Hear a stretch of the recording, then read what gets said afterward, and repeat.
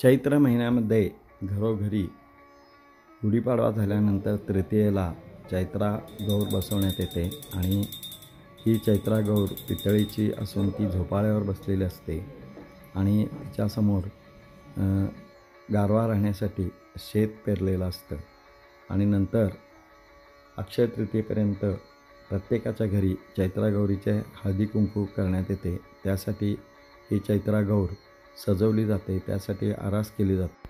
यावर्षी आमच्या घरी ही चैत्रा गौरीची आरास अतिशय सुंदर केलेली होती आणि त्यासाठी मोर केलेला होता आणि मोरावर बसलेली गौर बसलेली अशी आरास इथे केलेली होती, ती आपण पाहत आहात। आणि गौरीच्या समोर सर्व प्रकारची खेळणी ठेवली जातात, तसेच फळे ठेवली जातात, फराळाचं ठेवलं जातं आणि घरातील वेगवेगळ्या वस्तू इथे ठेवल्या जातात।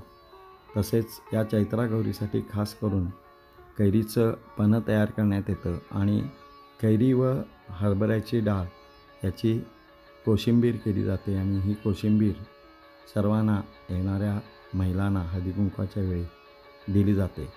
तर त्यासाठी खास करून हा एक विशेष कार्यक्रम चैत्रामध्ये चैत्रा गौरीच्या हळदी कुंकवाचा सर्वत्र असतो।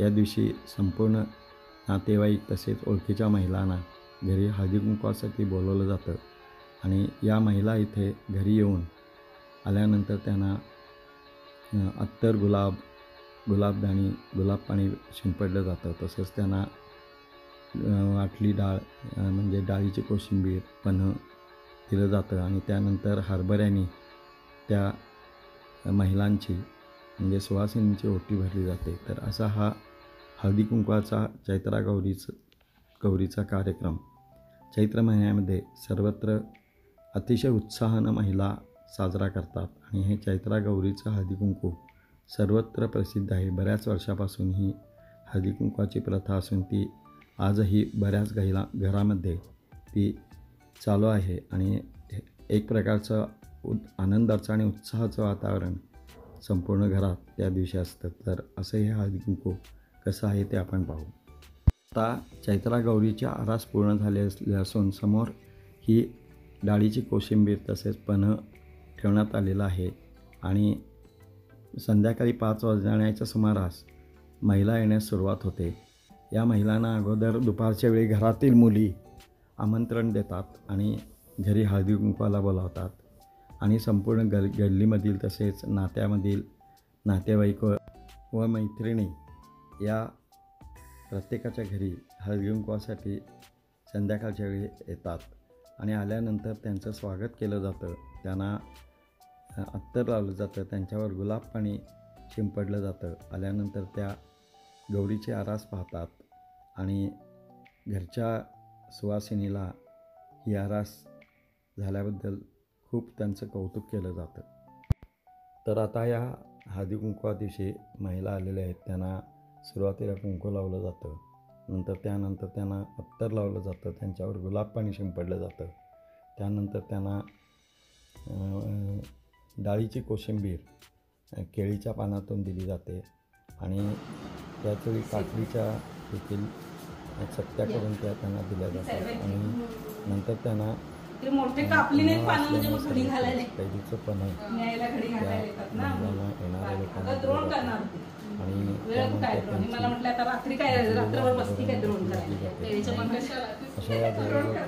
मी म्हटलं विकतचे आणून देतो तर नको दीपाला घरी येऊन एकमेकांना भेटतात आणि आनंदाचं आणि उत्साहाचं वातावरण घरोघरी असते। तर असं हे चैत्रातील हळदी कुंकू फार वर्षापासून ही प्रथा आहे ती आजही जपली जाते। बऱ्याचशा हिंदू संस्कृतीमध्ये आजही ही प्रथा नाही हे आल्या तेव्हा दुसऱ्या बायका होत्या ना, प्रत्येक वर्षी प्रत्येकाच्या घरात एक वातावरण घेऊन येत असतं।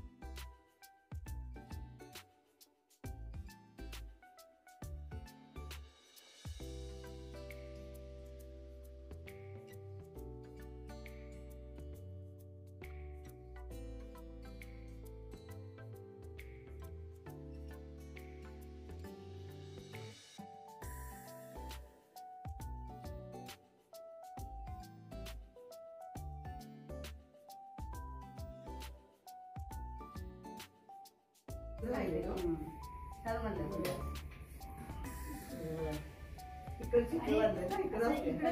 इकडे टीव्ही आहे ना, काय केलं म्हटलं पण मी तेच म्हटलं.